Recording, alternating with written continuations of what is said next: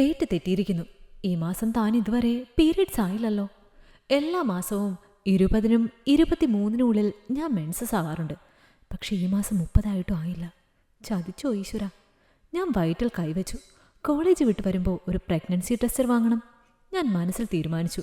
Bag എടുത്ത് കോളേജിൽ പോകാൻ ഇറങ്ങി. അമ്മ ബ്രേക്ക്ഫാസ്റ്റ് എടുത്തു വെച്ചിട്ടുണ്ട്. ഒന്നും കഴിക്കാൻ തോന്നിയില്ല. ആഹാരത്തിൻ്റെ മണം അടിച്ചപ്പോൾ തന്നെ ഒരോക്കാനം പോലെ തോന്നി. അമ്മ കണ്ടാൽ സീനാകുമെന്നോർത്ത് ഒന്നും കഴിക്കാതെ ഇറങ്ങി. ക്ലാസ്സിലിരുന്നിട്ടും ഒന്നും ശ്രദ്ധിക്കാൻ പറ്റിയില്ല.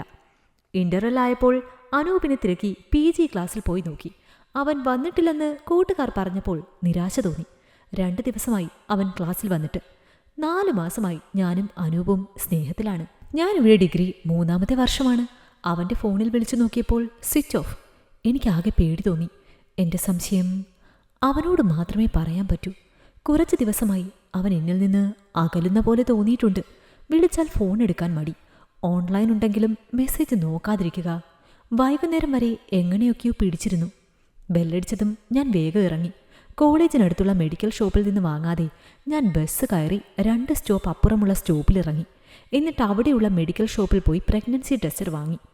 വീട്ടിലെത്തി ചാവിയെടുത്ത് വാതിൽ തുറന്ന് അകത്ത് കയറി. അമ്മ ജോലിക്ക് പോയിരിക്കുകയാണ്. വരാൻ 7 മണിയാകും. അച്ഛനും അമ്മയും പിരിഞ്ഞിട്ട് 2 വർഷമായി. കാരണം ഒന്നും അറിയില്ല. ഞാൻ അച്ഛൻ്റെ കൂടെ 2 ആഴ്ച, അമ്മയുടെ കൂടെ 2 ആഴ്ച, അങ്ങനെയാണ് നിൽക്കുന്നത്. അമ്മയ്ക്ക് KSEBയിൽ ജോലിയുണ്ട്. അച്ഛൻ കോടതിയിൽ ക്ലർക്കാണ്. അവരുടെ ഈഗോയും വാശിയുമാണ് രണ്ടാളും പിരിയാൻ കാരണമെന്ന് എനിക്ക് തോന്നിയിട്ടുണ്ട്. അവരുടെ വഴക്കിനിടയിൽ തന്നെ ശ്രദ്ധിക്കാനും അച്ഛനും അമ്മയ്ക്കും നേരമില്ലാതെ ആയപ്പോൾ താനും അച്ഛനും അമ്മയിൽ നിന്നും അകന്നു. റൂമിൽ പോയി ബാഗ് വെച്ചിട്ട് ഞാൻ പ്രഗ്നൻസി ടെസ്റ്റർ എടുത്ത് ബാത്റൂമിൽ പോയി. അതിലെ ഇൻസ്ട്രക്ഷൻസ് വായിച്ചു നോക്കിയിട്ട് അതുപോലെ യൂറിൻ ഡ്രോപ്സ് ഞാൻ അതിലേക്ക് ഇറ്റിച്ചു കൊടുത്തു. നെഞ്ചിടിപ്പോടെ ഞാൻ അതിലേക്ക് നോക്കിയിരുന്നു. നിമിഷങ്ങൾക്കുള്ളിൽ 2 കടുത്ത പിങ്ക് വരകൾ അതിൽ തെളിഞ്ഞത് കണ്ടപ്പോൾ ഞാൻ ഞെട്ടിപ്പോയി. താൻ എന്താണോ ഭയന്നത് അത് തന്നെ സംഭവിച്ചിരിക്കുന്നു. എനിക്ക് കരച്ചിൽ വന്നു. ഞാനിത് ആരോട് പറയും? എന്ത് ചെയ്യും? ഞാൻ പെട്ടെന്ന് അനൂപിനെ വിളിച്ചു. റിങ്ങുണ്ടെങ്കിലും എടുക്കുന്നില്ല. വാട്സപ്പ് നോക്കിയപ്പോൾ ഓൺലൈൻ കാണിക്കുന്നുണ്ട്. ഞാൻ പ്രഗ്നൻസി ടെസ്റ്റർ ഫോട്ടോ എടുത്ത് അവൻ അയച്ചു. അനൂപ്, ഞാൻ പ്രഗ്നൻ്റ് ആണ്. എന്തെങ്കിലും ഉടനെ ചെയ്യണം. നീ എന്നെ കൈവിടരുത്. അവൾ വോയിസ് അയച്ചു.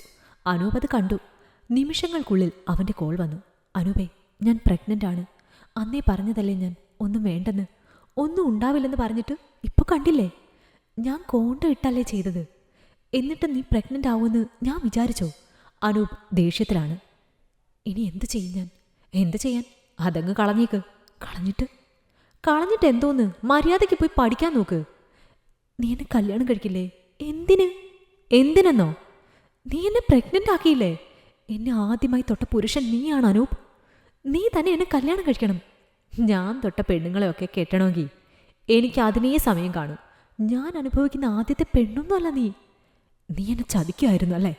നിന്റെ ആവശ്യം കഴിഞ്ഞപ്പോൾ എന്നെ വേണ്ടല്ലേ? അതുകൊണ്ടല്ലേ ഞാൻ വിളിച്ചിട്ട് ഫോൺ എടുക്കാതെ ഒഴിവാക്കിയേ? ഞാൻ പൊട്ടിത്തെറിച്ചു. ഒന്ന് പോടി.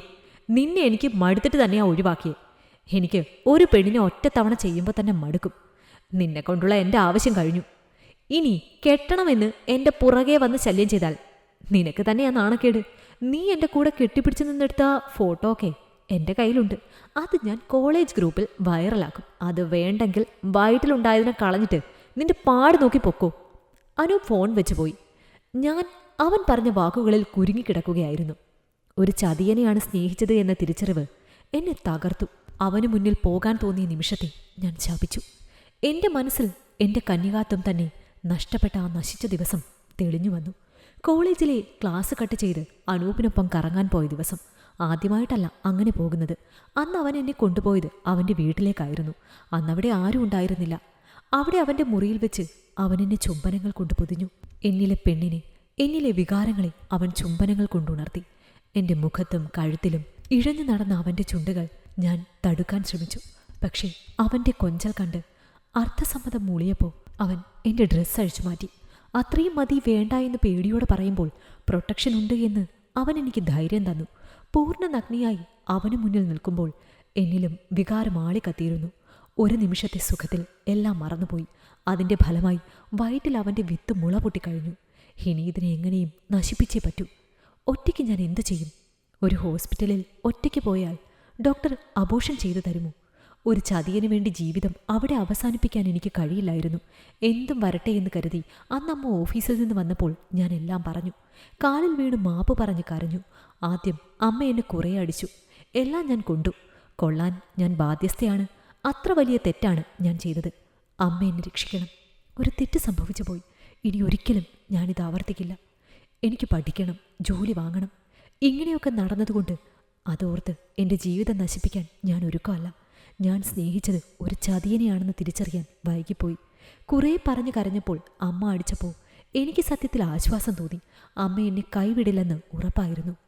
അമ്മയ്ക്ക് പരിചയമുള്ള ഒരു ഹോസ്പിറ്റലിൽ പോയി ഡോക്ടറെ കണ്ട് രഹസ്യമായി എൻ്റെ വയറ്റിൽ കുരുത്തത് അമ്മ പറിച്ചു കളഞ്ഞു. എല്ലാം മറന്നെന്ന് നടിച്ച് ഞാൻ ജീവിതത്തിലേക്ക് തിരികെ വന്നു. പഴയ പോലെ കോളേജിൽ പോയി തുടങ്ങി. ഇടയ്ക്ക് കോളേജ് വെച്ച് അനൂപിനെ കാണുമെങ്കിലും ഞാൻ കണ്ട ഭാവം കാണിക്കില്ല. ഓരോ തവണയും ഓരോ പെണ്ണിനെയും കൊണ്ടവൻ കറങ്ങി. ആ പോക്ക് എവിടെയെങ്കിലും പോയി ഇടിച്ചു നിൽക്കുമെന്ന് എനിക്ക് ഉറപ്പുണ്ടായിരുന്നു. ഒടുവിൽ അത് തന്നെ നടന്നു. ഏതോ പെണ്ണിനെയും കൊണ്ട് പോകുമ്പോൾ അവൻ്റെ ബൈക്ക് ആക്സിഡൻ്റായി. ഭാഗ്യത്തിന് പെണ്ണിന് നിസ്സാര പരിക്ക് മാത്രം ഉണ്ടായി, രക്ഷപ്പെട്ടു. അനൂപ് കാലൊടിഞ്ഞ് കിടപ്പിലായി. അവൻ ചതിച്ച ഓരോ പെൺകുട്ടികളുടെയും കണ്ണീരിന് ഫലം കണ്ടു.